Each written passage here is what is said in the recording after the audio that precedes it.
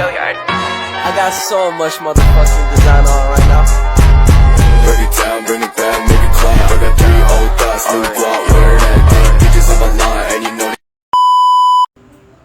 Halo teman-teman, di sini saya akan membahas tentang anatomi fisiologis tentang sistem muskuloskeletal. Fungsi sistem muskuloskeletal. Sistem muskulo.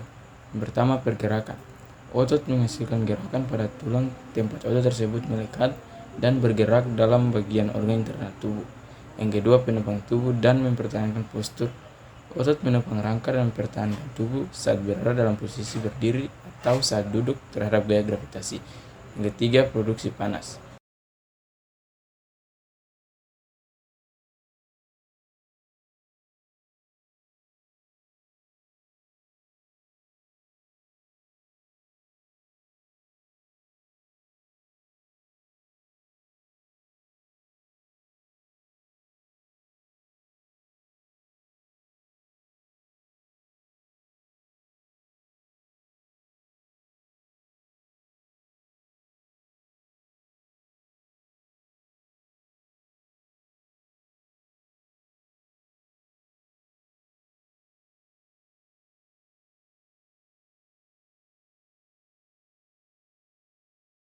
Satu, otot. Sistem otot adalah sistem organ yang terdiri dari jaringan kontraktif khusus yang disebut jaringan otot.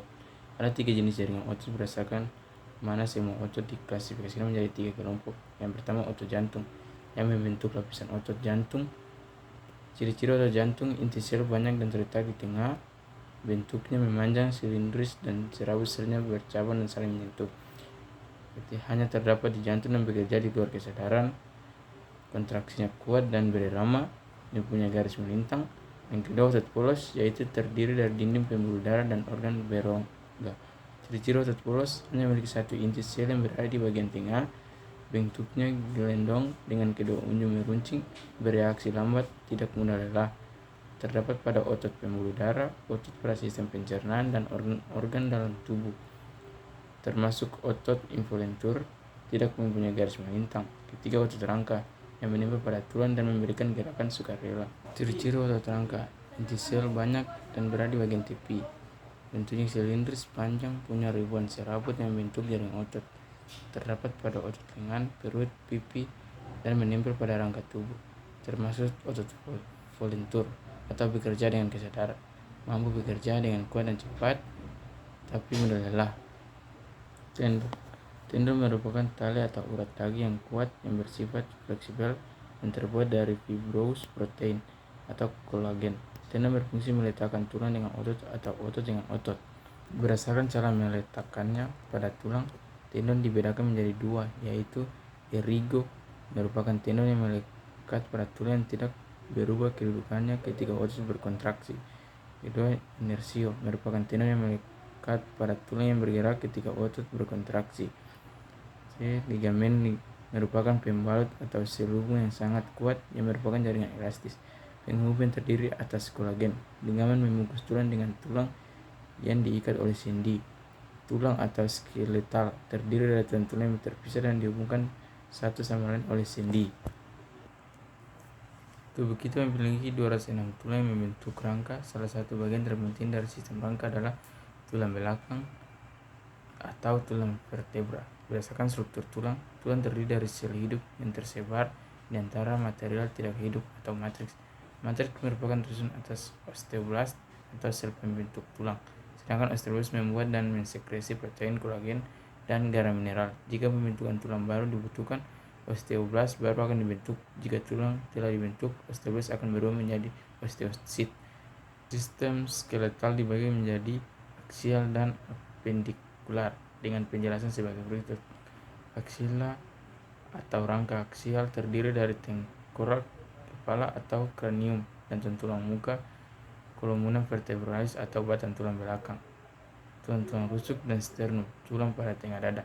Apendikular atau rangka tambahan terdiri dari tulang ekstremitas superior dan tulang ekstremitas inferior. Tulang ekstremitas superior terdiri dari korset pectoralis terdiri tulang ekstremitas superior terdiri dari yang pertama, korset pectoralis terdiri dari skapula atau tulang berbentuk segitiga dan clavicula atau tulang berbentuk lengkung. 2. Lengan atas mulai dari bahu sampai ke siku. 3. Lengan bawah mulai dari siku sampai pergelangan tangan. 4. Tangan. 2. Tulang ekstremitas inferior terdiri dari korset, pelvis, paha, tungkai bawah, dan kaki. Sendi. Hubungan antar tulang disebut artikulasi. Agar artikulasi dapat bergerak, diperlukan struktur khusus yang disebut sendi.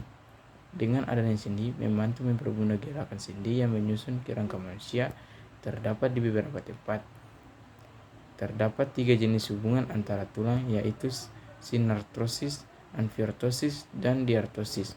Sinartrosis atau suture disebut juga dengan sendi mati, yaitu hubungan antara 2 tulang yang tidak dapat digerakkan sama sekali. Yang kedua, amfiortosis disebut juga dengan sendi kaku, yaitu hubungan antara 2 tulang yang dapat digerakkan secara terbatas.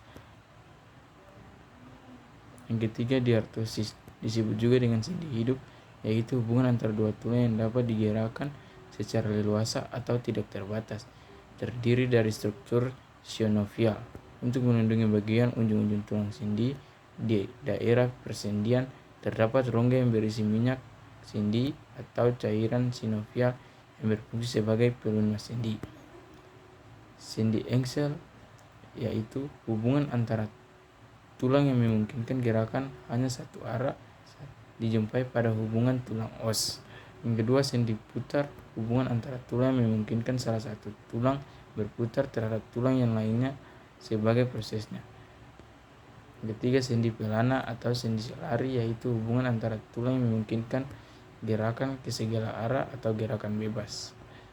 Yang keempat, sendi kondyloid atau elipsoid, yaitu hubungan antara tulang yang memungkinkan gerakan berproses 2 dengan gerak ke kiri dan ke kanan, gerakan maju dan mundur, gerakan muka atau depan dan belakang. Yang kelima, sendi peluru, yaitu hubungan antara tulang yang memungkinkan gerakan ke segala arah atau gerakan bebas. Yang keenam, sendi luncur, yaitu hubungan antara tulang yang memungkinkan gerak badan melengkung ke depan atau membungkuk dan ke belakang serta gerakan memutar atau menggeliat.